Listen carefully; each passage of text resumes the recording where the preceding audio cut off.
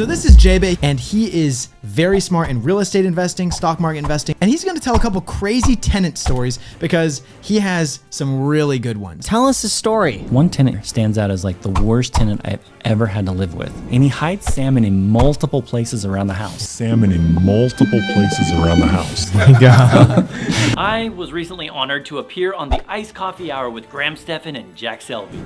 I was asked about an incredible story I have. A tale about a tenant who hid raw fish in my house. Yeah, that really happened. I only divulged parts of the story on the podcast. Honestly, recalling this event tends to be a bit stressful and emotional, but today, I'm ready to share the whole fish tale. This absolute nightmare of a story, I assure you, is one of the most unbelievable roommate situations you'll ever come across. And listen closely, because it might just help you avoid problems with your tenants or your landlord.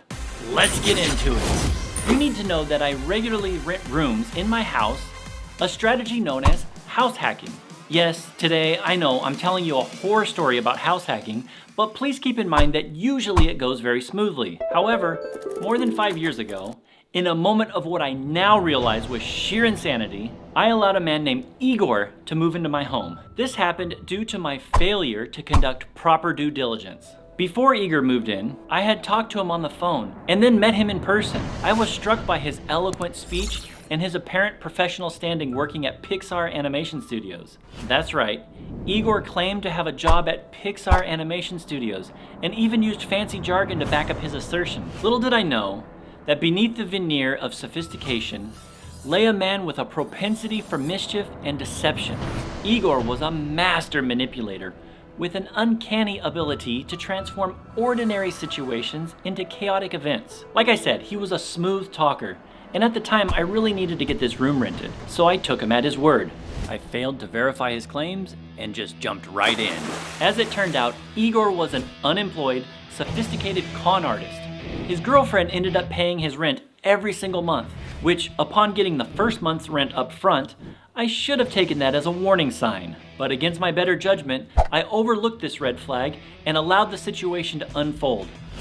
Big mistake. Soon enough, Igor's behavior became problematic. He was quite the marijuana enthusiast, and part of his daily ritual included smoking in his room. He was smoking so much that the outside of my house started looking like this.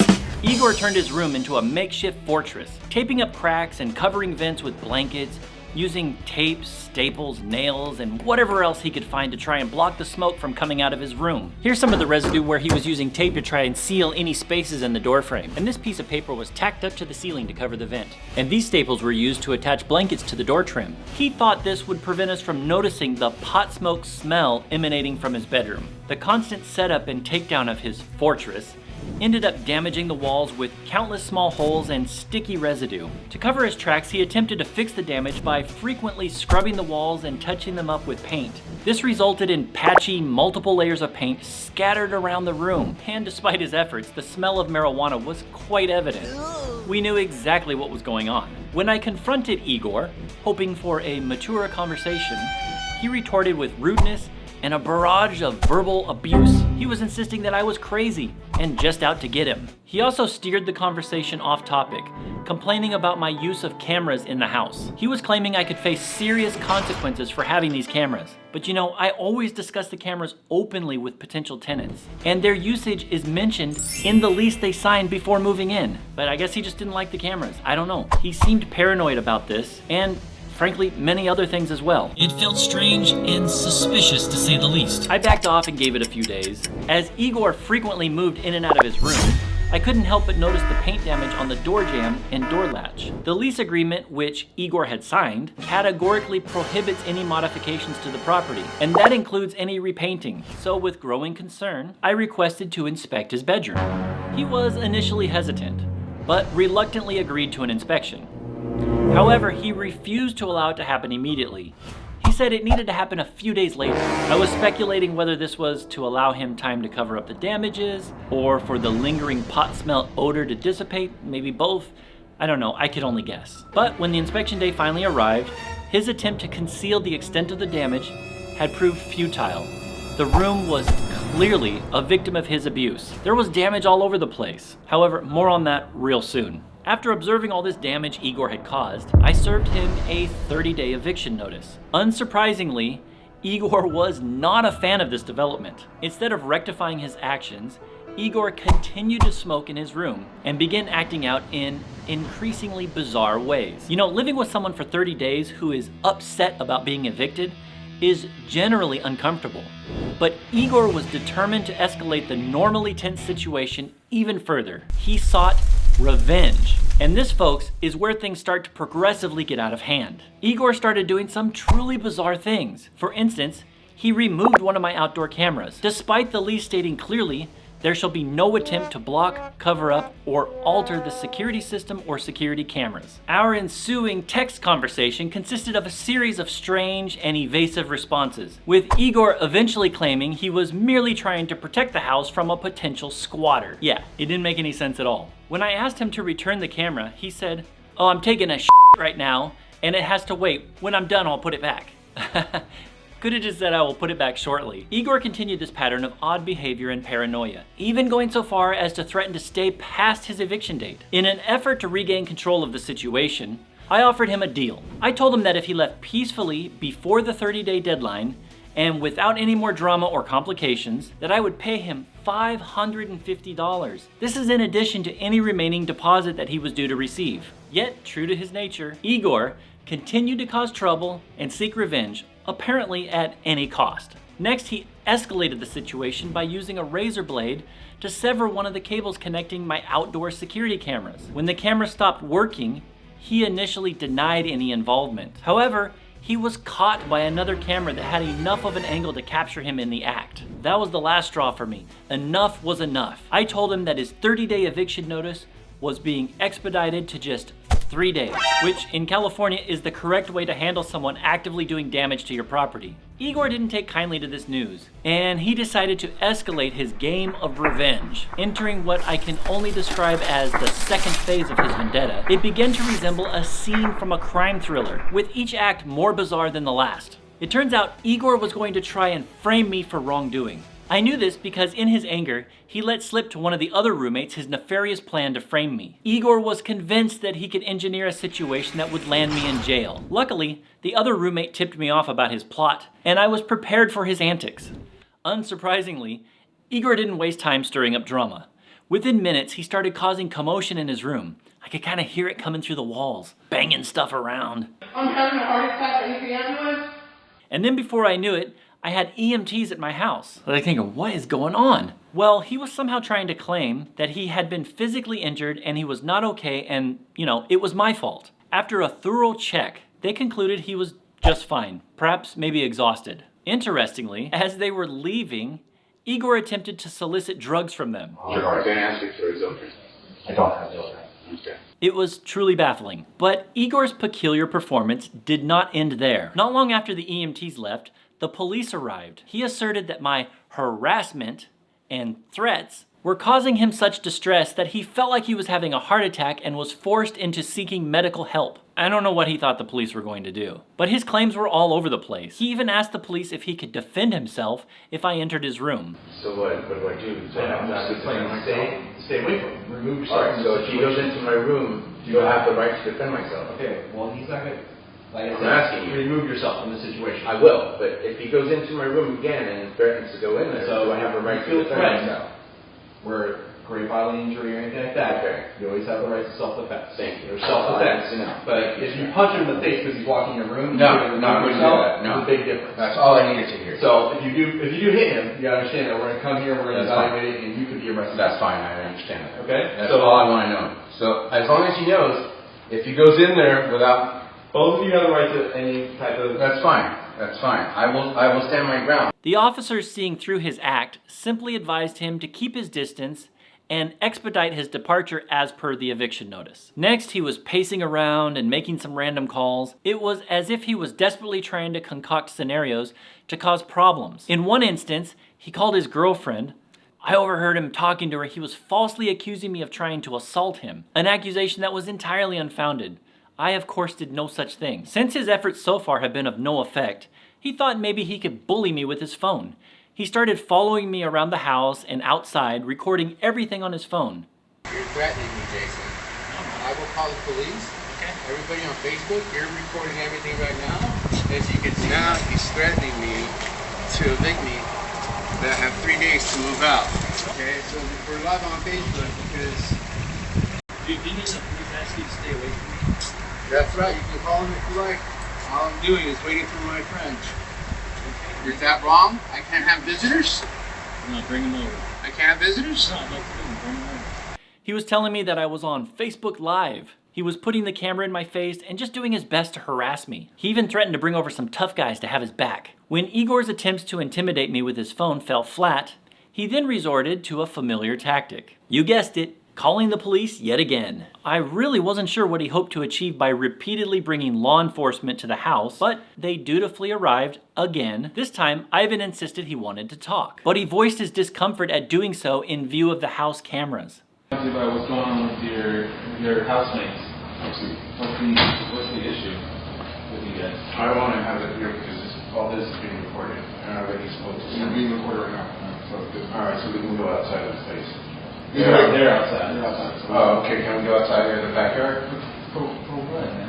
Because I don't feel like being recorded all this. I mean... You're recording. Oh, okay, that's fine. I can't help you. The police calmly reminded him that their body cams were recording the encounter anyway, irrespective of his camera phobia. Okay, so what is going on with you and your roommates? Well, he's evicting me. Okay. So I have an eviction. Okay. He caught me on video cutting the cable. I've been living here for 3.5 years, or 2 years. Why'd you cut the cable? Because I was mad because, just like I told the other officer, I was mad because he gave me an eviction. And I asked him very politely, I said, listen, I have stage 4 chronic kidney disease. I have kidney transplant that I'm supposed to get. My mother just got breast cancer. And I asked him very nicely, I said, hey, can you cut me a break? He said, no. Why? Because there were some holes on the wall.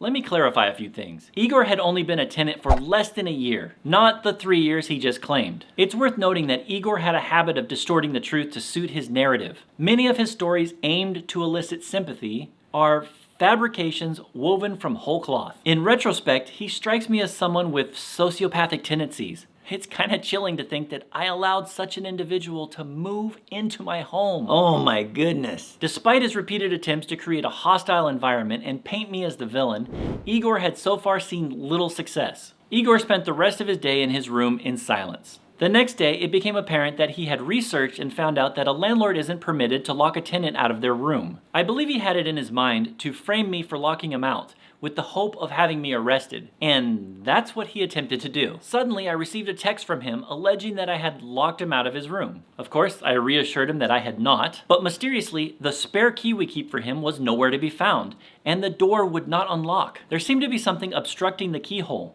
My suspicion is that he intentionally broke the spare key inside the lock with the door securely in the lock position. He then put on a performance for the security cameras, acting utterly shocked at being locked out of his room. With feigned sadness, he proclaimed, "How could you do this to me?" However, the real surprise was still to come.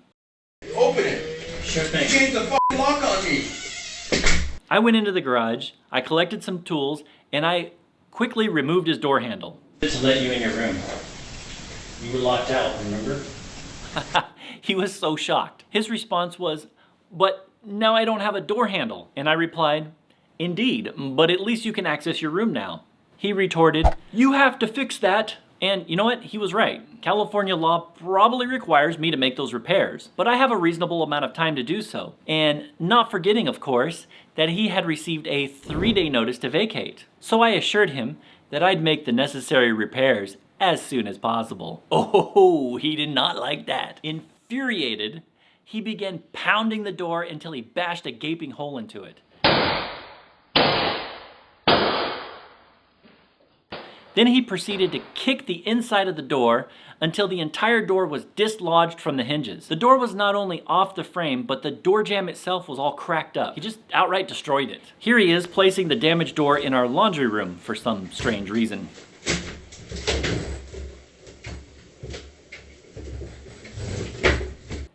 And guess what happened next? He phoned the police yet again. attempting to convince them that I had assaulted him and damaged the door in the process. So the police come over for a third time. Fortunately, they saw through his fabrication, noting that 1, he's not physically injured, and 2, the door had clearly been busted from the inside out. He began to grow more desperate.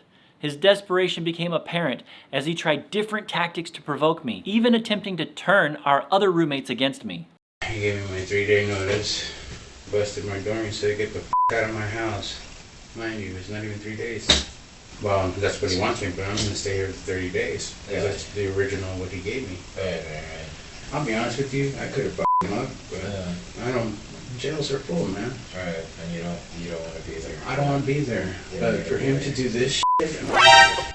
Whoa, hold the phone. He's trying to tell people that I'm the one that busted a gigantic hole through his door and ripped it out of the door frame. No, I removed a door handle. I did not destroy the whole door. Why would I even destroy my own property like that? It doesn't make any sense. He thinks this is going to help him? Come on, man. Next, he aimed his sights at my neighbors. Here's a post he composed on the Nextdoor Neighbor app. Curiously, if you recall, he had just told the police that he'd been living here for 3 years, but he tells the neighbors he's new to the county. His aim was to write damning falsehoods about me, attempting to incite my neighbors against me. Oh, this guy, When some neighbors responded with common sense suggestions like, Igor, this is not the place to air your grievances. Move on. Your landlord has more resources and influence. Fight this eviction battle and you might end up homeless. Just move ASAP. Makes a lot of sense. Well, this prompted Igor to escalate the situation even more. He started making outrageous claims, saying things like, he, talking about me, broke into my room with a sledgehammer and threatened me. He also accused me of abusing my wife, and even falsely claimed that the white police were siding with me because of my race. Of course, these allegations are baseless, and it's a serious matter to spread false information about me, especially regarding my wife. Like, come on, dude, what? So I felt compelled to address the situation, and so I posted this on the Nextdoor Neighbor app. Hi friends and neighbors, I apologize that something which should remain private has been brought public. Since my character is being assassinated in this post, I feel compelled, against my better judgment, to say a few words. Please know that nearly everything that Igor says is false. I am in the middle of a proper eviction process. Igor is unhappy about the eviction and trying to do many things to cause problems for me, including publishing false information about me and my wife. I will not go tit for tat here regarding Igor, but for whatever it's worth, I advise strongly that you do not allow this man into your home. My wife, also understandably upset, decided to confront him. But he just keeps the lie going, even right to her face. I just can't believe you would do that. Why would you say my man hates me? Wait till the neighbors see. Wait till the neighbors talk. He beat you up. Please don't Beat lie. me? You don't have to lie. You don't have to lie. When has he beat me? That is slander. He beat you. That is slander. Okay? You don't want to admit that he beat you. You are a fucking liar. Hey, You're a fucking insane. liar. It was mind-boggling the level of gaslighting and just plain insanity going on here. Eventually, Igor begins to notice that all his efforts have failed, and he starts to realize that he has no choice but to move out. Igor's last ploy was to take raw salmon from our freezer and hide it in various places around the house, knowing we wouldn't discover it until it started to stink and after he had already moved out. This was an extremely malicious move on his part. He was caught on camera retrieving the fish from the freezer, and he hid it in 3 spots, which of course we wouldn't discover until later. He stashed one piece in our hall closet, another piece in our laundry room pantry, and the most difficult piece to find was behind our dishwasher. There was a small little opening near the bottom of the dishwasher. Igor put the fish there and then came back with a cane, and he used the cane to push the fish all the way back to the wall.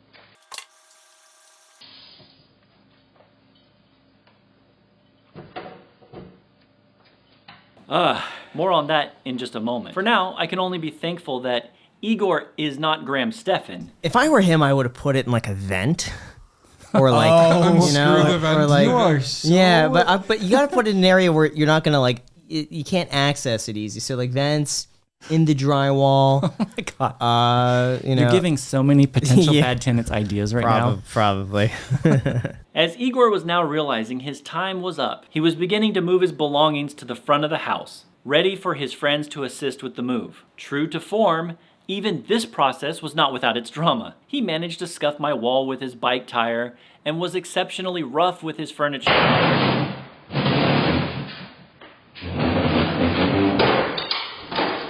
You know, just to ensure that it scratched up our wooden floors. He also tampered with the toilet hardware so that it would continually run water and cease to flush. At one point, he hung with all his weight on the front security screen, hanging there just long enough to crack the door frame. And then, of course, he gave the camera a defiant gesture. Thank you, Igor. His friends, who actually seemed like genuinely nice individuals, finally arrived to help him move. Sadly, he had convinced them all that he was the victim and that I was the erratic landlord.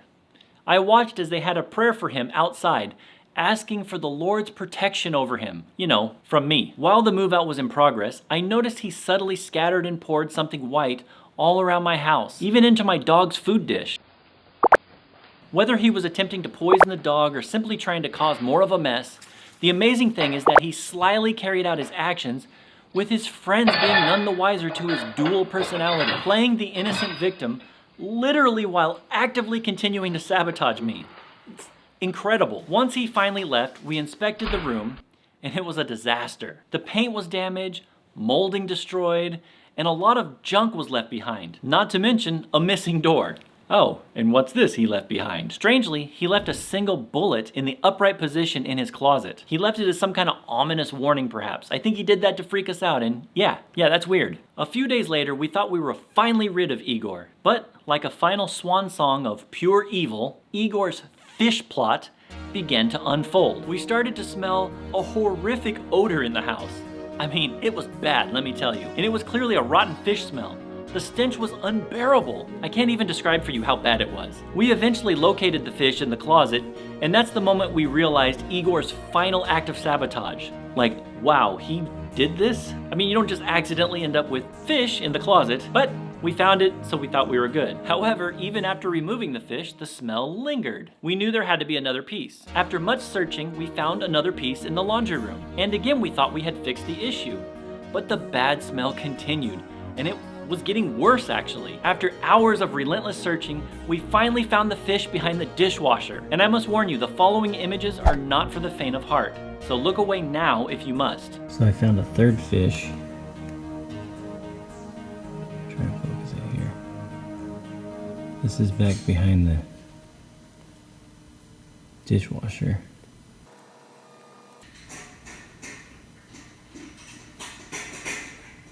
There it is. If you look closely, there's maggots crawling around on it.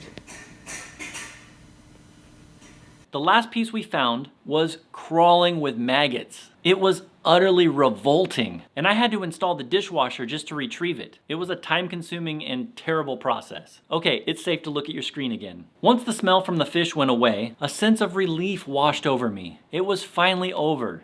Igor was finally a moment in time that had passed. But this ordeal had been a wake-up call for me. It taught me the importance of due diligence when house hacking, or looking for any tenant, actually.